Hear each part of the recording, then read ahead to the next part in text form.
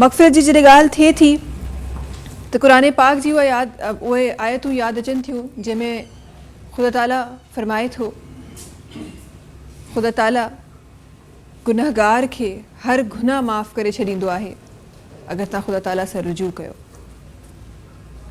हिकु गुनाह जंहिंजे तव्हां ई मां बख़ूबी इन बारे में असां ॼाणियूं था त हिकु गुनाह जंहिंजी माफ़ी न आहे जेको शिरक आहे।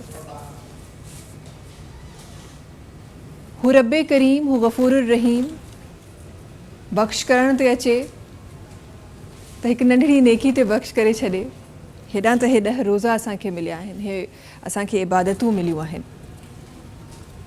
इन ई हवाले सां हिकु रिवायत मूंखे यादि अचे थी, हिकु जॻह ते मां पढ़ियो ऐं ही तमामु जेके रिवायतूं आहिनि, ही तमामु शयूं आहिनि, ये तव्हांजी मुंहिंजे टीचिंग्स जे लाइ आहिनि, असांखे सेखारण जे लाइ आहिनि। हज़रत अली पाण मौला मुश्किल कुशा आहिनि, माण्हुनि जूं मुश्किलूं हल कंदा आहिनि। पाण जे वटि हिकु सहाबी विया, चयनि त मौला अली जे साम्हूं पंहिंजो सुवाल पेश फ़रमाइनि, चयनि त मुंहिंजी रोज़ी में बरकत नाहे, दौलत नाहे, मां छा कयां? हज़रत अली करमल्लाह वजह फ़रमाइनि था त इस्तग़फ़ार कयो। ॿिया सहाबी आया, उन्हनि चयो मूंखे औलाद नाहे, मां छा कयां? हज़रत अली करमल्लाह वजह फ़रमाइनि था इस्तग़फ़ार कयो। ॿियो आयो, हिकु ॿियो सहाबी आयो, उन्हनि फ़रमायो घरेलू मसाइल आहिनि, छा कयां? हज़रत अली करमल्लाह वजह वरी फ़रमाइनि था इस्तग़फ़ार पढ़ो।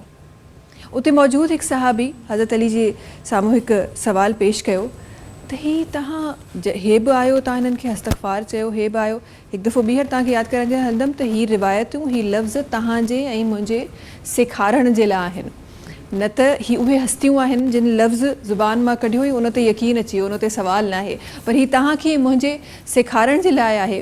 त उन्हनि इहो सवाल कयो त ही तव्हां इस्तग़फ़ार तव्हां हर उन ते तव्हां चई रहिया आहियो त मौला अली सूरह नूह जी हिकु आयत उन जो हवालो ॾिनो जंहिंमें ख़ुदा ताला जे लाइ ख़ुदा ताला उन छो त अल्लाह जो कलाम आहे, क़ुरान करीम अल्लाह जो कलाम आहे, उन आयत जे तर्जुमे में कुझु इहो आहे त तव्हां अगरि ख़ुदा ताला खां माफ़ी जा तलबगार आहियो, माफ़ी घुरो था त हू बख़्श बि करे थो, बेशक गॾोगॾु तव्हांजे लाइ तव्हांजी दौलत में इज़ाफ़ो बि करे थो, तव्हांजे लाइ बारिशूं बि करे थो, बाग़ात बि ॾिए थो ऐं उन्हनि बाग़ात में वरी चश्मा नहरूं बि वहाए थो, सुभान अल्लाह।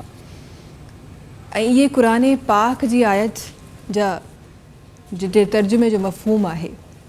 मग़फ़िरत जो एॾो वॾो दर्जो आहे नाज़रीन, मग़फ़िरत जो एॾो वॾो दर्जो आहे जेको तव्हां ऐं मां शायदि असां सम्झी न सघिया आहियूं। असां बदनसीब आहियूं जो इन जी वैल्यू खे नथा सम्झूं।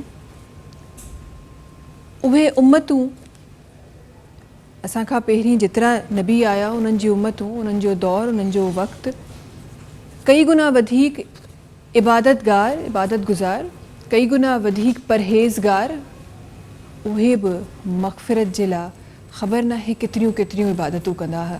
असांजी त उहा अल्हम्दुलिल्लाह असां हज़रत मोहम्मद मुस्तफ़ा सल्लल्लाहु अलैहि वसल्लम जा उम्मती आहियूं, असां ख़ुशनसीब माण्हू आहियूं। त असांखे त ख़ुदा ताला बहाना ॾिना आहिनि, ज़री ॻाल्हि ते ख़ुदा ताला बख़्शण लाइ तयारु आहे। उहा राति जेका इंशा अल्लाह ख़ुदा ताला नसीब कई, ज़िंदगी ॾिनी त तव्हां ई मुंहिंजी हिन रमज़ान मुबारक में उहा राति गुज़रंदी जंहिं राति जी दुआ रायगा नाहे थींदी, सुभान अल्लाह। रमज़ान मुबारक जी जुमे में घुरियल दुआ रायगा नथी थिए, सुभान अल्लाह। इहे नंढियूं नंढियूं शयूं आहिनि जेके असांखे मिलियूं आहिनि, असां ख़ुशनसीब आहियूं त हीअ सिर्फ़ु हिन उम्मत खे मिलियूं आहिनि।